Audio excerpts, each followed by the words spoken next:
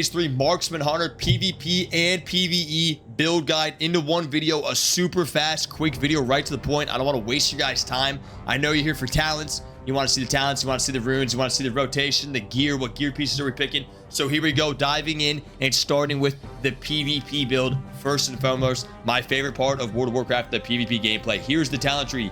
Full marksman, right?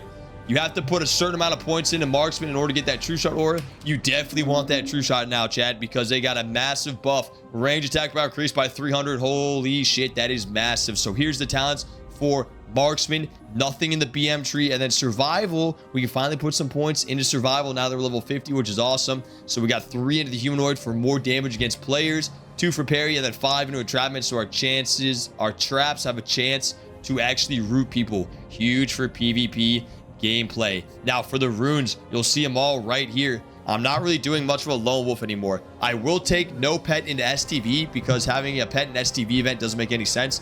But as far as battlegrounds and sweaty 1v1s, dual tournaments, it's definitely good to have that pet, right? The pet utility is unmatched. Even on marksman, it's super good to have a pet constantly whacking somebody at PvP through line of sight, through max range. The pet's always on them doing work. It's keeping people in combat. It's super good. So I highly recommend the pet gameplay in PvP. You definitely can go lone wolf and no pet if you want to. It's more fun in my opinion, but definitely not as effective. And then you're also going to lose the 20% stats of lion, which is just nasty. The head rune is the new rune, the lock and load rune. It lets you reduce the cooldown to nothing on your next ability after you land a trap. So all that means is when you throw a trap, right, typically in PvP, either an ice trap or a slow trap, as soon as that procs, that means your next ability doesn't have a cooldown. That means, what does that mean? That means back-to-back Chimera shots in PvP. That's crazy burst. Back-to-back Chimera shots after your trap lands is insane. Definitely use that on Chimera shot for damage. You could even play around and try to use it with a scatter shot. Maybe you get a back-to-back scatter if you have 2 people on you. A lot of cool potential in PvP with that rune. Obviously, heart of the lion on the chest, exposed weakness on the waist, sniper training on the legs got reworked. It feels much better now. It'll start actually engaging every 2 seconds now, it looks like. 2% critical strike chance when you have that move for 2 seconds. So basically, every aim shot you do now is going to have a guaranteed 3% critical strike chance just passively. Even if you're not trying to use sniper training, you'll just have it during aim shot because aim shot's a 3-second cast, which is very nice. Then we got trap launcher on the feet. Focus fire on the wrist seems pretty cool for more attack speed, and the trap damage one just doesn't seem all that good, honestly, especially for PvP gameplay. I'm not really doing a lot of trap damage. That 20-second trap dot seems really bad in PvP because it's just 20 seconds and I can't CC somebody. And then Chimera shot on the gloves, obviously my favorite ability for runes. Now, that is the PvP build. We'll get into the gear in a second, but we're going to jump over to the PvE build now. 3, 2, 1, quick editing. And bam, just like that, we are back, guys. Here is the PvE talent build and rune setup that I'm using for Sunken Temple and raiding and whatnot. Here's the marksman tree. It's nice having dual spec now. I can just go back and forth, never need to respec at all, which is really nice. Nothing crazy here, all pretty standard. Just read what everything does. Pretty easy. 5 points into beast mastery for the chance to get an increased attack speed. That works really nicely with the focus fire attack speed that you get. So as soon as that aspect of the hawk, if you get that proc chance, it's kind of nice because marksman does a lot of damage with your auto shots, right? And having that faster attack speed is juicy. Survival, I put 3 into monster slaying, 2 into humanoid, obviously just to do more damage against those creatures in Sunken Temple. And then for the runes, it's the exact same setup that I was using for PvP. Still keeping my pet, heart of the lion. If there's another hunter in the raid group, you can definitely and should definitely go master marksman. 5% crit chance is huge. Crit chance is super good for marksman. That's probably one of the top stats for marksman, is to get that juicy crit chance. And then still sniper training, trap launcher, focus fire, Chimera shot. Now, there's the talent and runes. Jumping into the gear, if you look in the description of this YouTube video, I have 3 links. One is a pre-BIS link, one is a PvP BIS link, and one is a PvE BIS link. All you gotta do is click on those links. It'll take you to a cool page that looks just like this. This is the PvP BIS gear link, but I have 2 more down there for whatever you need. Now, this is stuff that I mapped out for what I think is going to be your best stats for PvP and for PvE. The PvP stuff is really focused on stamina, right? You want a lot of stamina. It's got a little bit of hit in there, crit chance, and then agility.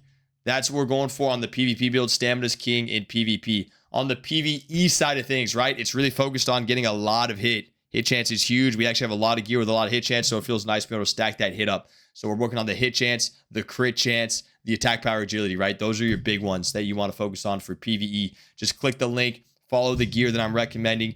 If you don't know how to get a piece of this gear, the cool thing about these links is all you have to do is click a piece of gear. It takes you right over to Wildhead. It tells you how to get it. Too easy, guys. That's the gear for rotation. Rotation for PvE. Not much has changed since phase 2, right? Assuming this is your boss right in front of you, you're going to throw a Hunter's Mark up. First ability, right? Before we're even pulling the boss. Hunter's Mark up. You're going to start casting an aim shot on the countdown for the boss pull. So that way it connects right when your tank connects.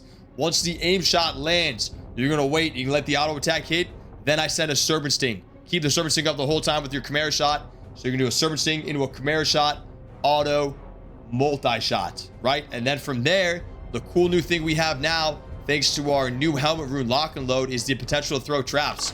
Now you're going to be wanting throwing that explosive trap on the boss on cooldown so you can get those back-to-back Chimera shots. Use the reset for Chimera shot, back-to-back Chimera shot. Don't use it on any other ability. That's going to be your #1 ability to use for the trap reset CD. And from there, it's just cycling your cooldowns, right? You're prioritizing your Chimera shot, your aim shot, your multi-shot, and your explosive shot in that order. So you're just gonna be cycling those abilities off cooldown, getting the trap up, hitting the double Chimera shot anytime you land the trap, landing the multi, landing the aim shot, and the whole time your Serpent Sting should be staying up because of all the constant Chimera shots.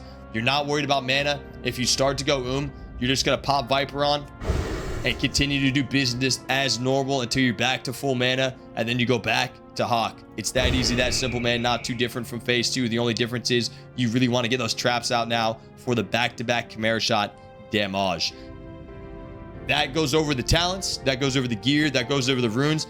The last part of this video is just going to be the macros, but before I send you to the last part of the video, I wanted to get a special word out to all the Night Elf hunters in phase 2.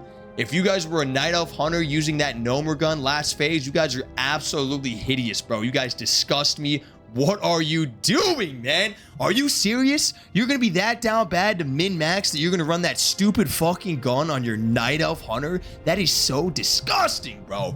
Get a race check. Maybe go play Dwarf or something if you're that down bad and you know you're gonna start using guns in these later phases. Because if you're a Night Elf, in my opinion, you should not even be allowed to use a gun. That is hideous. Stick with the bows, the crossbows.